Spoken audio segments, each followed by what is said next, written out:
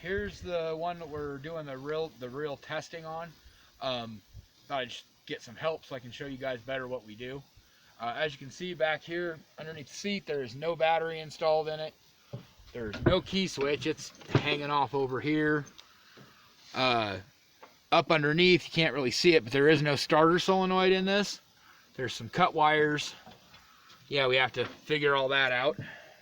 But when you're testing one of these, of course, the first thing you do, any new mower, check to make sure there's oil in it, which the oil's old, but it's full, so it'll lube up for what we need to do.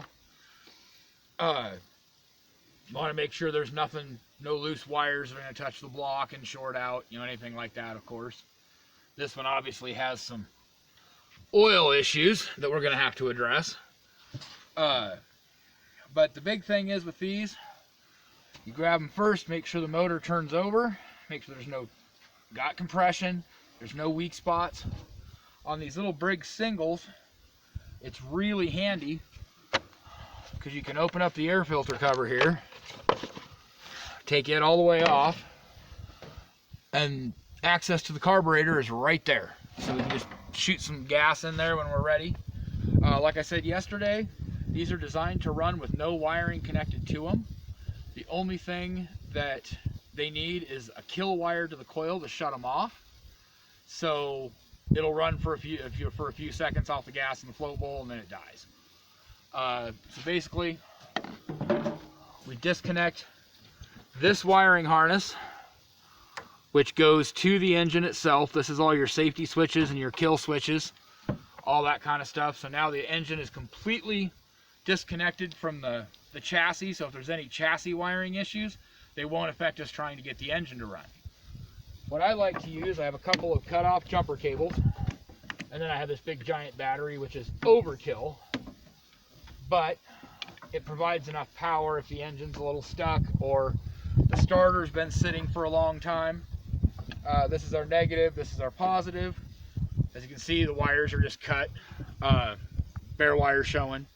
We touch one side to the block, the other side to the starter, and it should just fire right over.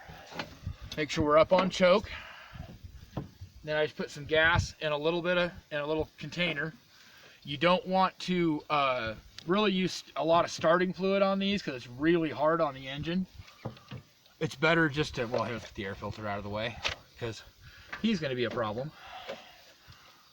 Just little bit of gas down the carburetor. Then what I like to do is take your negative, which is this guy right here, and just touch it to the side of the block. And then you have your positive stud to the starter, and just there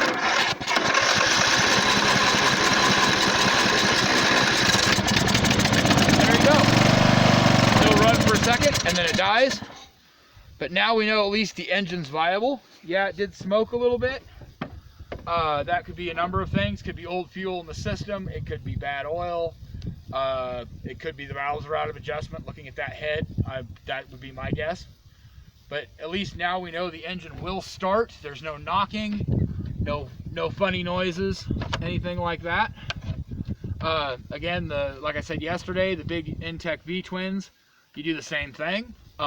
It's the same basic protocol. You just unplug them, hook up your cables, a little bit of gas, touch it off on choke. If it's gonna fire, it will. And the beauty of it is we're not filling the gas tank where it's gonna keep getting fuel and then we can't shut it off because we've disconnected the engine harness. So it's a safe way to do it. You put just a little gas in there so it doesn't backfire and fireball, anything like that. Again, these are both 6-speed transmissions. Generally, nothing goes wrong with them. I'm really confident that's going to be fine. We're just going to clean it all up, adjust the valves, get the carb clean, sanitize the wiring up, make sure all that's good, and then this will be a running mower with a few little adjustments. The big safety thing I want to tell you guys, though, when you're getting these old mowers that have been very unloved, if you come down here and look, down around the engine, there's a ton of old grass clippings and dirt and everything around the engine. If you run your mowers too long with all that in there, that can catch on fire right underneath that gas tank. So the first safety thing we do when we're getting these going, after we've verified the engine runs, because it doesn't start long enough to really generate any heat, we get in and we clean all that out. Use a pressure hose off of a well hose, or off your well or your house. You can use air. There's a number of ways to do it, but just get all that out of there, so when you're doing your final tuning and you're running it and getting everything going and letting it sit and idle, that doesn't get hot and catch on fire. And that's this one little tank of gas here is about the equivalent of 7 sticks of dynamite. So that really will do bad things to your face if you don't do it right. So that's basically how we just test it, do a basic test on the engines. All the mowers that come in, we do that too, just so we know if the engine's good or not. If the engine's, is there something wrong with it, bad compression release, whatever, it comes out, either gets repaired or becomes parts. And then we pull a good used engine out of inventory from a machine that was either wrecked or had a bad rear end, some reason that we couldn't use the whole machine wasn't viable. We will pull that engine out, I mark them, they go into another machine.